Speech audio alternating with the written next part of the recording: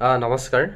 আজি পুনৰবাৰ টিচাৰ ট্ৰেন্সফাৰৰ লগত ৰিলেটেড এটা মেছেজ আপোনালোকৰ মাজত শ্বেয়াৰ কৰিব আহিছোঁ। লগতে এই সুযোগতে আপোনালোকক এটা অনুৰোধ মোৰ তৰফৰ পৰা থাকিলে যাতে কাৰোবাৰ ব্যক্তিগত সিদ্ধান্তক সমৰ্থন নজনায় বা ব্যক্তিগত ভুল সিদ্ধান্তক আপোনালোকে আগবাঢ়ি নাযায়।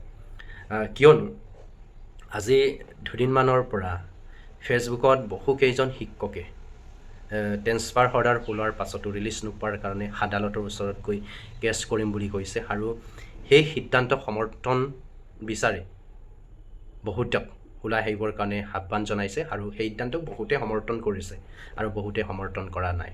আৰু এজন অচেতন ব্যক্তি হিচাপে বা এগৰাকী শিক্ষক হিচাপে ময়ো সেই সিদ্ধান্তক নৎসাত কৰিছোঁ আৰু কঠোৰ ভাষাৰে সমালোচনা কৰিছোঁ আৰু এখেতসকলকো অনুৰোধ থাকিলে যাতে আপোনালোকে সেই সিদ্ধান্তক ল'ব নালাগে।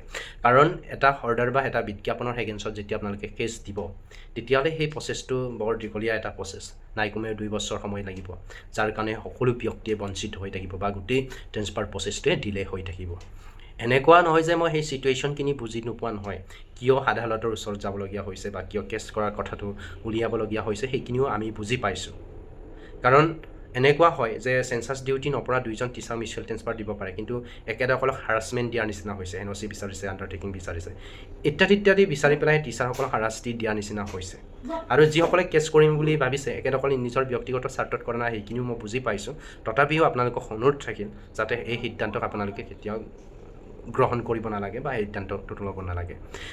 কাৰণ এগৰাকী ব্যক্তি বা এগৰাকী শিক্ষকে জানে যেতিয়া নিজৰ পৰিয়ালৰ পৰা নিজৰ ল'ৰা ছোৱালী বা নিজৰ সম্পৰ্কীয় মানুহৰ পৰা 100, 200, 300, 400, 500 কিলোমিটাৰ দূৰত থাকি যেতিয়া আজিৰ পৰা 4 বছৰ 5 বছৰ ধৰি চাকৰি কৰিবলগীয়া হয়, একেদসকলে বুজি পায় একচুৱেলি ট্ৰেন্সফাৰ অৰ্ডাৰ পোৱাটো কিমান টান, মিউচুৱেল পোৱাটো কিমান টান।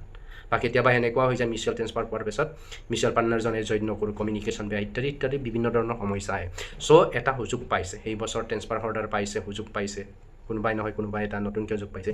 চ' একেদসকলক ল'ব দিয়ক, কেছ কৰি পেলাই আৰু প্ৰচেছটো দীঘলীয়া কৰিব নালাগে। আকৌ সেই ব্যক্তিজনক আঁতৰত থকা ব্যক্তিজনক যাতে একেটা জেগাতে বন্দী কৰি ৰাখিব নালাগে। চ' অনুৰোধ থাকিলে সকলোকে যাতে সেই সিদ্ধান্তক কোনেও ছাপৰ্ট দিব নালাগে, কোনেও সমৰ্থন কৰিব নালাগে।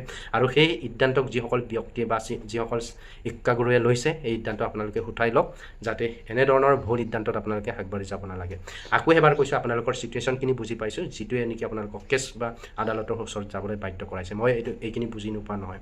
চ' সকলোকে শেষত অনুৰোধ থাকিলে আপোনালোকে পাৰিলে শ্বেয়াৰ কৰক যাতে এনেধৰণৰ সিদ্ধান্ত